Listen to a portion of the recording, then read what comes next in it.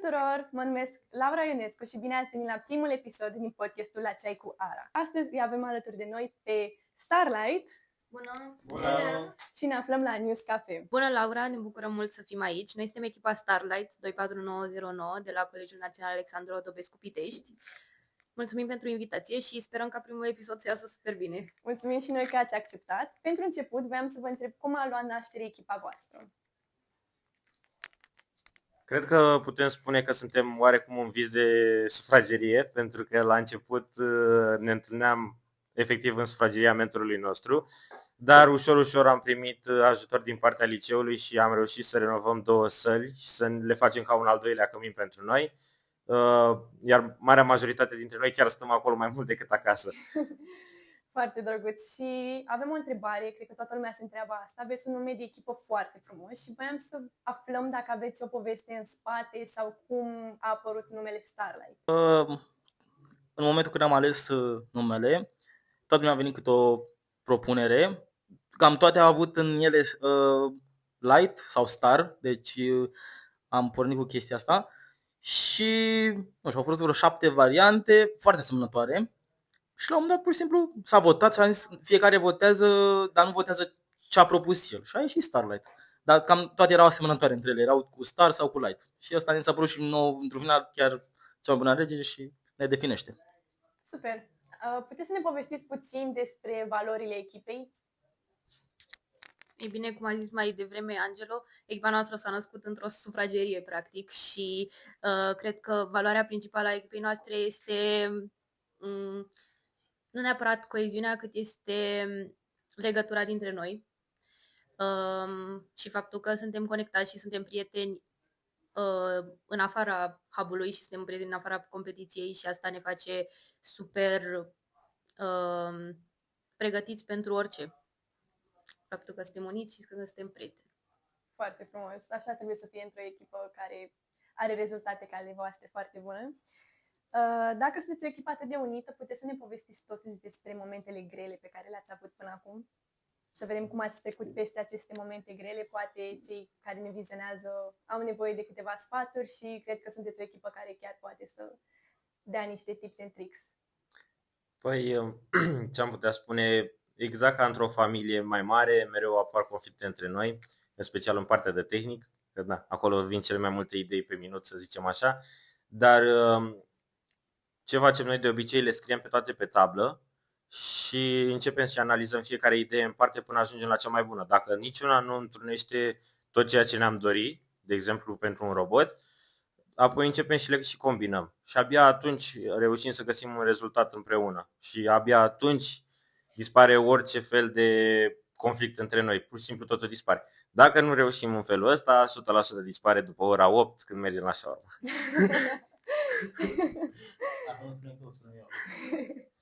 A existat vreodată un moment în care ați simțit că nu mai merge absolut nimic și că nu mai merge nici robotul, nici programarea, nici pe partea de PR și un moment așa foarte greu? Și dacă da, puteți să ne spuneți despre el? Așa cum ne-a învățat și mentorul nostru, noi nu avem orgolii între noi și ne-a mai învățat o chestie foarte importantă: când nu mai poți, mai pot puțin. Să mărturisesc și eu. Acum am avut și un moment greu. Cred că cel mai greu moment prin care am trecut, nu doar eu, ci toată echipa, inclusiv toți mentorii, a fost cu, cred că, o noapte înainte de deadline-ul în care trebuie să avem caietele gata.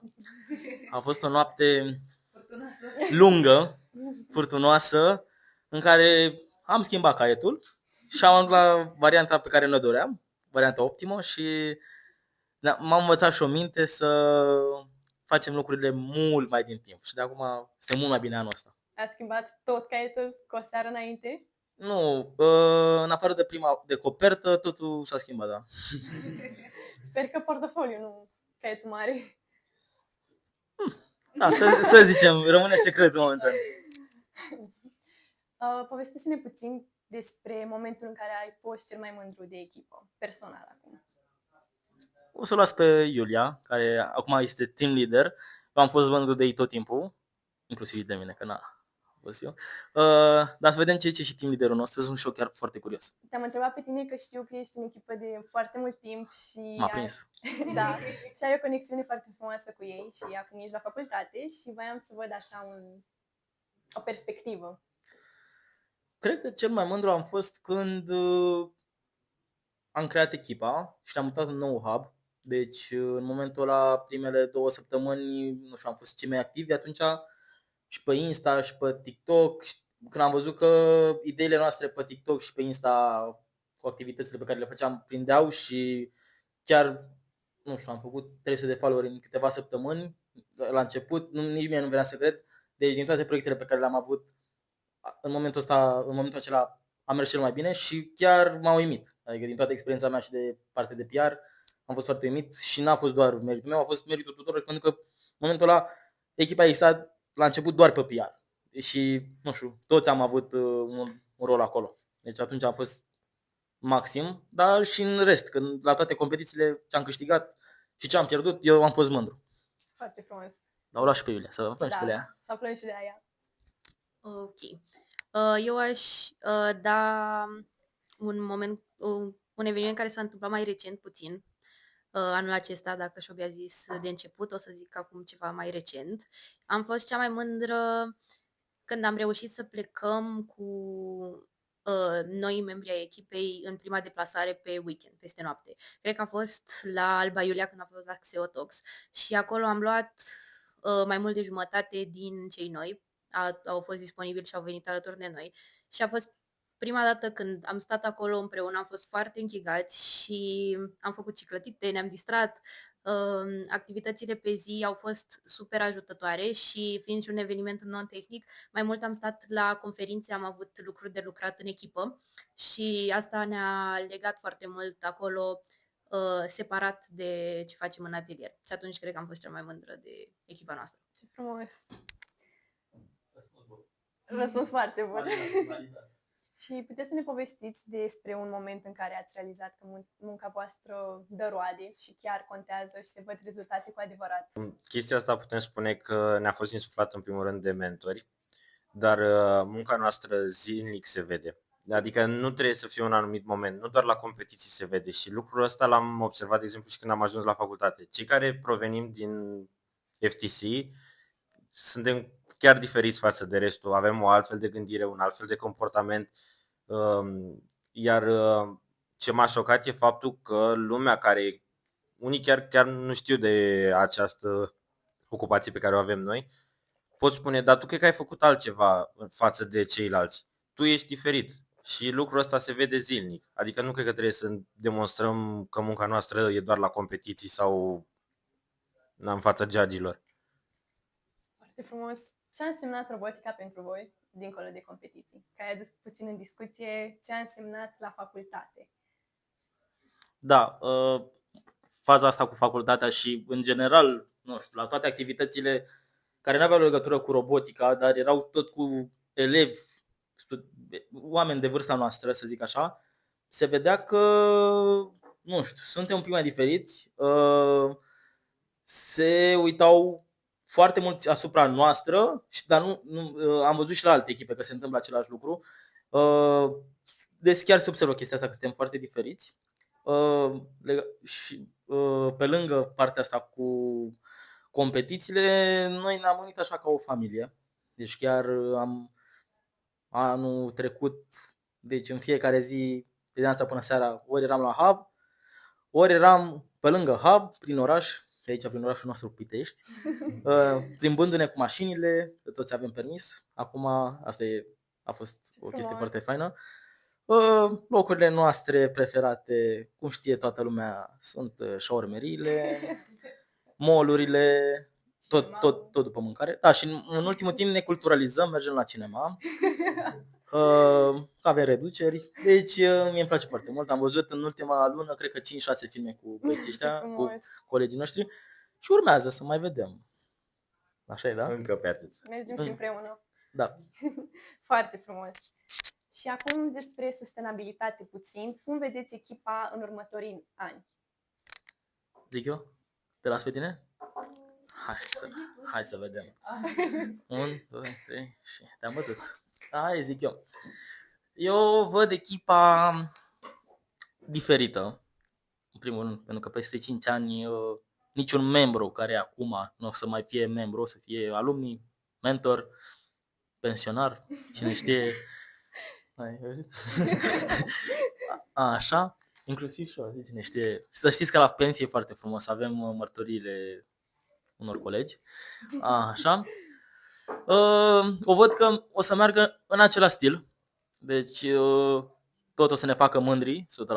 Noi o să și 100% mă văd alături de cei de peste 5 ani. 100% tot așa apropiat o să fiu și o să merg la competiții, îi ajut. Tot o să stau noapte de noapte cu ei la caiete. Deci obiceiurile se păstrează. Dacă vreți să vă spuneți ceva peste secolul următor, ceva? Cred că peste secolul următor, cum zici tu, o să am aceleași discuții cu aceleași temperamente într-un drive team și aceeași ceartă non-stop cu ei și același dat cap în cap, dar în final cred că o să ne facă mândri și cred că o să aibă niște performanțe mult mai bune decât ale noastre, pentru că vor avea toată informația noastră, nu vor începe de la zero. Da, foarte frumos. Aveți așa un plan cum să dați mai departe ceea ce ați învățat până acum către voluntari sau membrii noi? Da, chiar am un plan. Este un plan, din punctul meu de vedere, reușit. Și o să zic și de ce am văzut eu că e reușit. De anul acesta am reușit să-l facem. Anul trecut îmi puneam problema, cine face caietele la anul? Că eu am lucrat o parte destul de mult din caiet, dar aveam și colegi cu care lucram. Ok, am zis că plec eu să vedem cine mi-a atribuțiile. Și m-am speriat un pic și în timpul verii am făcut un fel de tabără, activități la hub în care prezentam ce am făcut noi, cum le-am făcut, cum ne veneau ideile. Asta e ce am văzut majoritar problema, cum îți vin ideile în continuu, idei noi. Asta e, cum îți vin idei noi. Și am început să le arăt sursele de inspirație, la ce să te gândești, ce să bei înainte să dormi ca să visezi frumos. Și după ce a început anul, am avut o perioadă cu facultatea în care am fost foarte ocupat și la un moment dat am zis, haide să intru și eu pe caiete să văd ce s-a întâmplat. Crezând că o să văd blank sau copertă, atâta. Da, copertă doar scrisul, copertă. Aici trebuie să fie copertă. Și m-a mirat faptul că am găsit caietul aproape gata. Adică e foarte mult scris și foarte mult scris cu design, cu tot. Și am zis, ok, mai iau o pauză, mai revin.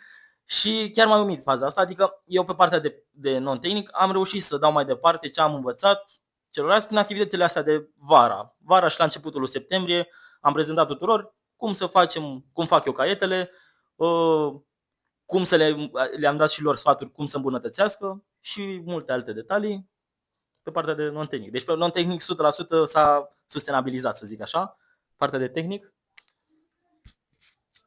Pot spune că pe partea de tehnic, de exemplu, nu prea am avut frica asta, am avut mare încredere în băieți și fete, pentru că avem și destul de multe fete care au preluat partea de tehnic și doar poate să mă bucure lucrul ăsta. Eu, de exemplu, am fost ani de zile pe partea de proiectare și nu am avut frica că nu va avea cine să proiecteze un robot, dar eu nu le-am predat băieților, de exemplu, cum se folosește programul X, Y, Z. Ba chiar eu a trebuit să mă adaptez după ei pentru că eu foloseam un program mai vechi și ei au început pe altceva. Dar s-au mobilizat foarte bine și pot spune că singurul cu care le-am dat mai departe a fost gândirea inginerească. Cum să gândească în așa fel încât să și funcționeze în practică, nu doar în teorie. Eu aș vrea să adaug ceva la tot ce au zis băieții mai devreme. Și eu anul trecut, când se apropia bacul și se apropia partea cu, dacă o să aflăm cine pe unde a intrat la facultate, am avut foarte mari emoții pentru că 6 membri au terminat clasa 12-a și chiar mă gândeam cum o să fie echipa fără aceștia, cum o să fie echipa fără ei. Atunci nu făcuserăm nici recrutări, așa că nu... eram destul de puținei și chiar mă gândeam, zic, cum o să fie statul la hub să facem caiete fără șobii, cum o să fie cum o să fie mersul la competiții, cum o să fie absolut tot. Însă, după o perioadă scurtă de timp, m-am convins că ei, de fapt, nu pleacă nicăieri și că sunt prezenți și omniprezenți pe unde mergem. Și pot să zic, nu știu dacă vi s-a întâmplat vreodată, să mergeți undeva și să aveți impresia că anumite persoane sunt alături de voi. Spre exemplu, la competiție, asta se întâmplă de fiecare dată. Deci, dacă discutăm despre o competiție care a fost, nu știu, săptămâna trecută, și nu a fost, spre exemplu, Shobi, doar că toți simțim că Shobi cumva a fost acolo cu noi, chiar dacă nu a fost. Și chestia asta chiar este super interesantă pentru noi și super benefică, pentru că îi avem mereu și eu când o să termin clasa 12, că mai am și eu puțin, o să fiu tot acolo în continuare și peste 5 ani, peste 10 ani, Doamne ajută, când o să avem servicii și copii și toate cele, tot să mai mergem la robotică. Da, știm și noi sentimentul. Da. În continuare, ați menționat amândoi că sunteți la facultate și sunteți alumni și cu toate astea vă faceți timp pentru echipă să ajutați în continuare. Și știm cu toții că în echipe sunt foarte mulți copii care urmează să meargă la facultate. Și voiam să aflăm cum v-a ajutat robotica la facultate, ce impact a avut asupra voastră. Încep eu? Okay. Eu, în primul rând, sunt la facultate de matematică și informatică, la specializarea matematică, în cadrul Unibuc. E facultatea la care mi-am dorit să merg. Înainte, cu o lună de admitere, nu știu, m-am gândit să mă duc acolo. E un pic bizar, foarte multă lume, nu știu, n-a acceptat cum mă duc eu la facultatea asta și mie mi s-a părut cea mai ok pentru mine și ce fac. Și am descoperit la robotică foarte multe concepte matematice pe care le făceam și la școală, doar că duse la un nivel foarte avansat. Adică mult mai avansat, nu foarte mult, dar mult mai avansat, să zic așa.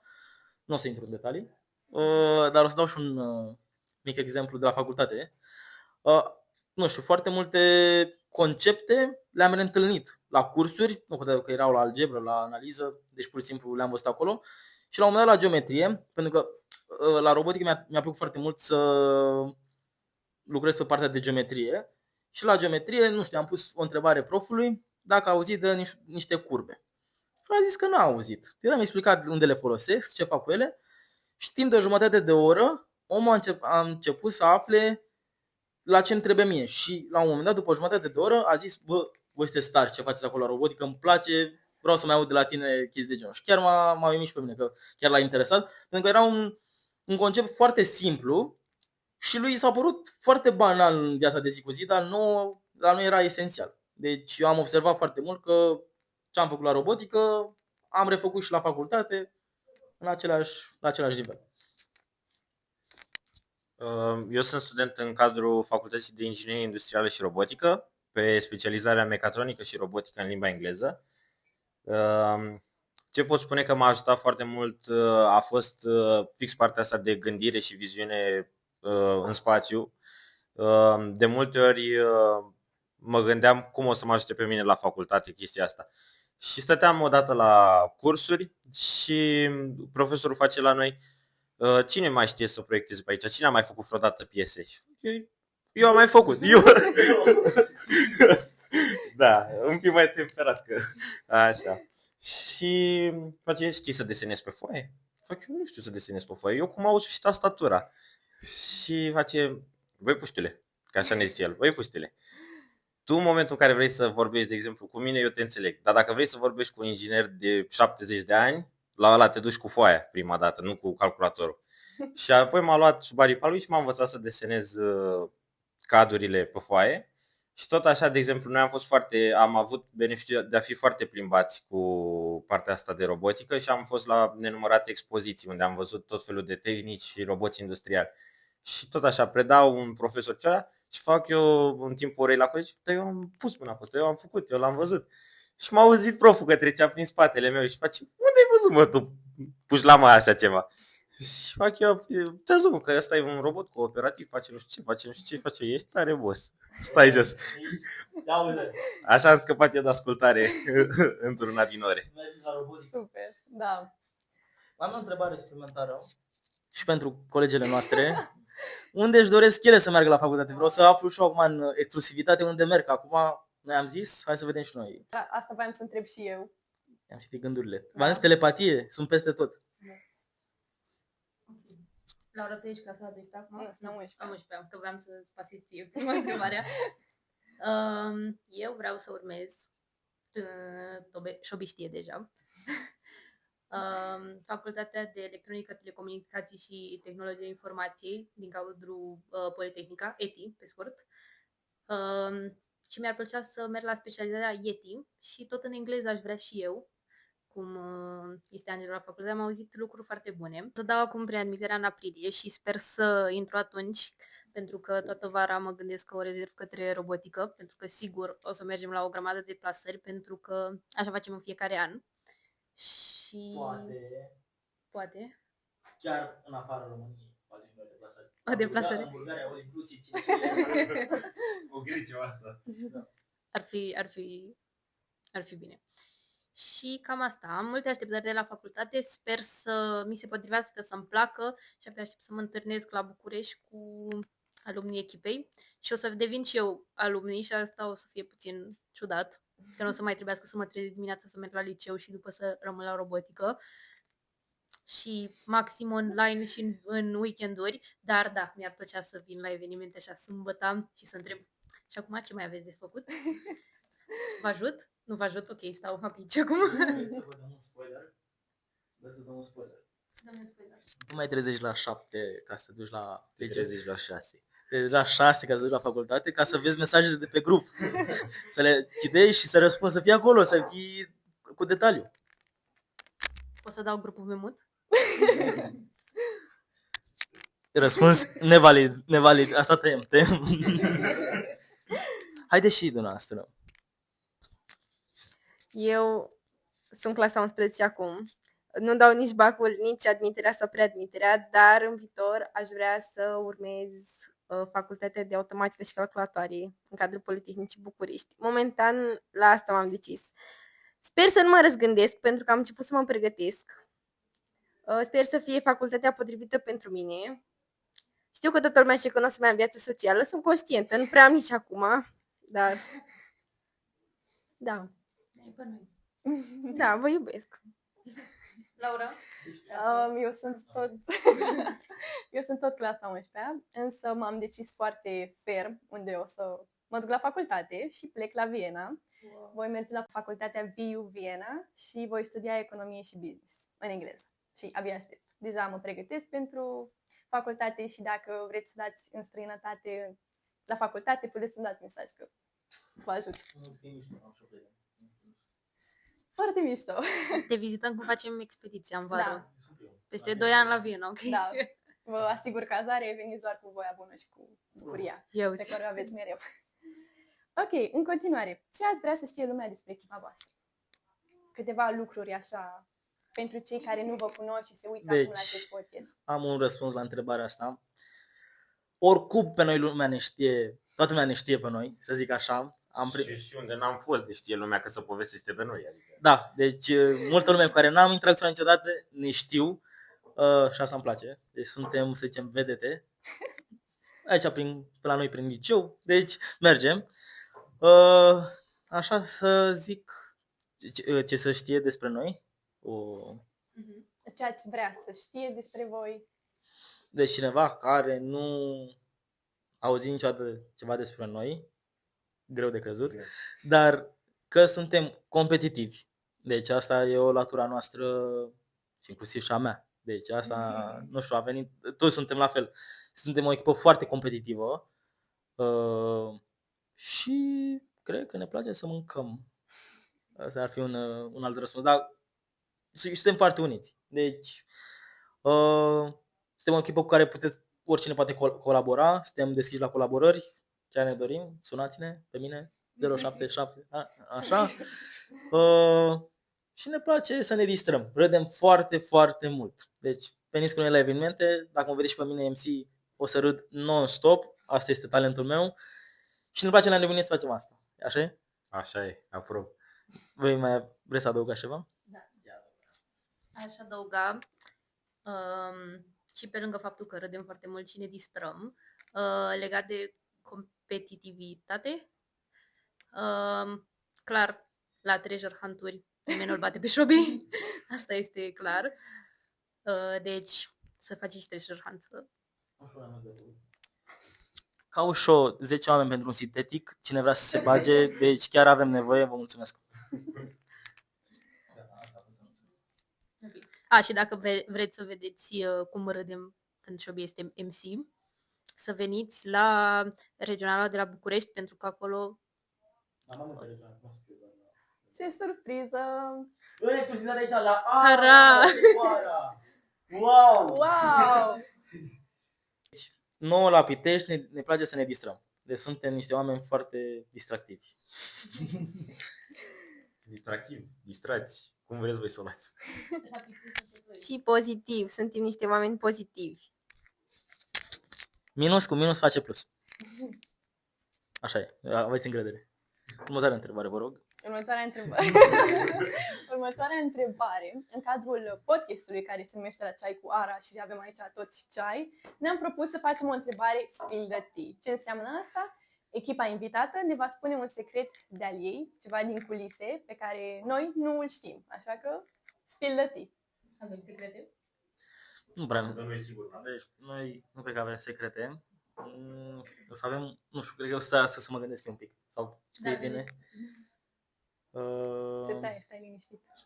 Nu, stai un pic. Vreau să puneți muzică pe fundal cât timp mă gândesc. Bine. Bea de lift. Da. Da, de lift.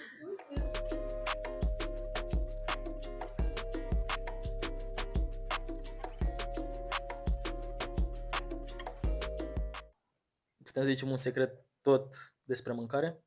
Da. Ce vreți voi? Ok. Noi nu prea avem secrete cu robotul, noi am fost foarte deschiși la competiții. Dacă ne întreba cineva cum faceți asta, dădeam, nu știu, autonomii, tot. Un secret de-al nostru. O autonomie pe care nimeni n-a văzut-o decât noi, echipa. Noi avem un restaurant preferat aici în Pitești, nu o să-i dăm numele, dar ne știu ei. Avem masă rezervată cu 15 minute înainte de fiecare dată. Cât ni se aduce platoul de mâncare, noi ne luăm tot timpul un platou, platoul nu atinge masa și rămâne la ospătare în mână și toată lumea și ia. În 30 de secunde deja l-a spălat platoul înapoi. Ăsta este cel mai rapid autonom, nimeni nu ne bate la așa ceva. Nimeni, peste tot. Deci, mâncare. 2 kg jumătate de mâncare dispar așa. Mici. Platoul casei, așa se numește acolo. Este un platou nostru preferat. Și nu știu, așa un secret, hai să ne gândim și la un secret mai, nu știu. Avem frigider în hub. Nu știu, tot așa de mâncare. Și noi am vrea și canapea, dar ne culcăm acolo direct dacă a ajuns cu canapea. Eu aș vrea o pisică în hub. Susțin. Și eu. Da, nu. Multă lume nu cred că știe. Noi suntem la etajul 3 și secretul nostru este că avem gambe mari. Deci urcăm în timpul pauzelor. Aveam 5 pauze de câte 20 de ori, odată coborât, odată urcat, în continuu. Deci eram fit. Când eram și eu elev, în clasa 12 eram fit. De aceea eram eu fit. Dimineața pe la 11 vedem mesaj pe grup. 1, 2, 3, trebuie să ne vedem sus la hub acum. Și da, cam atât. A sunat 413 fugirea. Gata. Da, ăsta este cel mai mare secret și cel mai mare mister. O să dau în exclusivitate. Deci, mentorul nostru are mai multe numere de telefon și dintre care unul se termină în 413. Și ne-am dat seama că el ne sună, dar ne-am dat seama și de o chestie că nimeni nu l-a trecut în telefon cu acel număr. Și știm când te sună 413, trebuie mobilizare, da. Deci 413 știe toată lumea, 413 știe cine te sună, este un momentul oportun să faci totul cum trebuie. Ok, eu cred că asta a fost cel mai mare secret al nostru. Deci ăsta e easter egg. Da. Și acum, pentru final, ce mesaj aveți pentru echipele care sunt la început de drum și vor să ajungă așa cunoscute și fericite cum sunteți și voi? Hai că încep eu. Dau eu mai departe așa. Un sfat rapid de la mine, să știe matematică. Asta este cel mai bun sfat pe care pot să-l dau. Pe partea tehnică. Deci, concepte matematice ca să-ți meargă mintea cum trebuie și pe partea de PR, muncă și perseverență. Deci postat, nu neapărat zilnic, postat cu informații concrete, cu informații reale, informații care pot impacta. Nu știu, cel mai bun sfat, uitați-vă la ce gândiți-vă la ce vă uitați voi pe TikTok, pe Insta, pe orice și adaptați la robotică. Pentru că, în general, generația noastră se uită cam la lucruri comune și acum dacă voi veniți cu ceva care nu prea are impact, adică nu foarte multă lume s-ar uita, nu știu cum prezentăm noi o roată Gopilda, o roată Mecanum, sunt unii care se uită, unii care nu se uită, dar sunt mai mulți care nu se uită. Dar dacă cumva luați roata aceea Mecanum și o interpretați ca un trend 6-7 ceva, o să vedeți că prinde mai bine. Astea sunt sfaturi reale. Deci încercați să vă adaptați la trendurile actuale ca să atrageți copii și mai mici de noi, și mai mari, pensionari. Da? Și pe Facebook. Postați și pe Facebook că avem lume care se uită și de pe Facebook. Nu mai discriminați. Trecem la unul de pe Facebook. Mesajul meu pentru echipele sau pentru cineva care vrea să înființeze o echipă, să zicem, o să fie un pic mai motivațional. Prima dată să fiți voi prieteni între voi, să vă înțelegeți voi, pentru că echipa nu înseamnă doar piese, bani și hub, înseamnă prima dată, să zicem așa, un commitment între voi, între membrii. Deci dacă nu vă înțelegeți voi, e clar că nu o să meargă echipa. Și prima dată, înainte să aflați ce plusuri aveți ca și echipă, vedeți-vă minusurile, alea sunt mai importante de văzut prima dată și încercați să le transformați în plusuri. În momentul ăla o să aveți o echipă de excepție și cu performanțe mari. Garantează și el are multe minusuri, dar le-a făcut plusuri. Cum ai zis și tu, minus cu minus fac plus. Eu am multe sfaturi. O să încep cu copiii care se află deja într-o echipă de FTC. Sfaturile mele sunt un pic mai spirituale. Primul meu sfat este să nu renunțați. Și atunci când este greu, când vă confruntați cu foarte multe probleme sau simțiți că nimic nu mai merge, v-ați dezbinat foarte tare, nu renunțați. Ieșiți, apropiați-vă, stați la masă și discutați problemele, dar nu renunțați. Și al doilea este să fiți pozitivi. Și dacă se întâmplă să nu vă descurcați la fel de bine într-o competiție cum ați crezut, sau s-au ratat niște deadline-uri, s-a întâmplat ceva prost ce nu credeați că...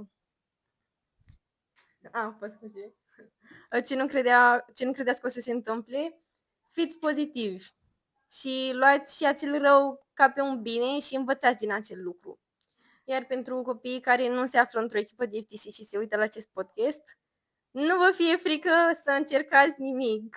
Nu vă fie, dacă a trecut perioada de înscriere într-o echipă de robotică în care voia să intrați, nu vă fie frică să le dați mesaj pe Instagram sau să-i abordați în liceu sau așa, să-i întrebați câteva chestii sau să vreți să aflați mai multe. Și eu în clasa nouă, când am intrat la liceu, eu am fost setată că vreau să încerc foarte multe lucruri noi și primul lucru pe care am vrut să încerc a fost să intru într-o echipă de robotică, pentru că urmărisem din vară și mi s-a părut foarte interesant ce se întâmplă aici. Deci, nu vă fie frică să încercați lucruri noi.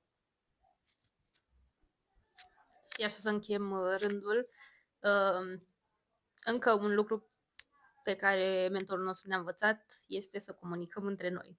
Am amintit foarte mult pentru că noi îl iubim foarte mult pe mentorul nostru și așa că cumva el este modelatorul de caracter. Se vede toată iubirea și aprecierea. Și comunicarea este foarte importantă, adică și legând tot ce au zis colegii mei mai devreme, da, să fiți prieteni între voi, să vă înțelegeți, să comunicați, să știți mate. Nu neapărat toată lumea să știe mate, 2 copii să știe mate, 2 copii să știe info, 2 copii să știe să vorbească și da, nu luați decizii la cald, nu vă grăbiți. Nu vă grăbiți. Noi pe parcursul sezonului trecut, când am început, am prăjit, cum se zice, foarte multe etape ca să reușim să facem tot ce ne-am propus. și să reușim să muncim atât de mult, pentru că FTC este un proiect și un program și un proiect, cum vreți să ziceți, atât de complex încât nu ai timp să faci tot ce îți propui. Și niciodată nu cred că vom reuși să faceți asta și nici nu cred că vreo echipă de robotică reușește să facă chiar tot ce își propune la începutul sezonului sau pe parcurs. Așa că doar experimentați. Și, nu știu, găsiți-vă persoanele ca lumea, cum ne-am găsit noi. Și colaborați și cam atât. Foarte frumos și mulțumim pentru sfaturi. Acum, pentru final, ce echipă sugerați să invit la următorul episod din podcast? Nominalizați. Nominalizăm. Tobele! Vrem să nominalizăm echipa Tehnozet. Tot din Pitești. Ați auzit? Vă așteptăm la podcast. Și așa mai avea 2 întrebări pentru publicul de acasă, să văd eu în comentarii că îmi răspundeți. Vă fac și un podcast acum rapid. Prima întrebare, am două întrebări, a doua întrebare este de baraj. Prima întrebare, credeți că eșecul este rău sau bun? Ok, asta e o întrebare care m-a macinat de când am intrat în FTC și am auzit de foarte multe ori. Eu știu răspunsul meu. Sunt răspunsuri variate, cu argumente variate. Și întrebarea 2, gata? Da. Care este funcția trigonometrică a voastră preferată? Și am încheiat. La revedere, mulțumim pentru invitație.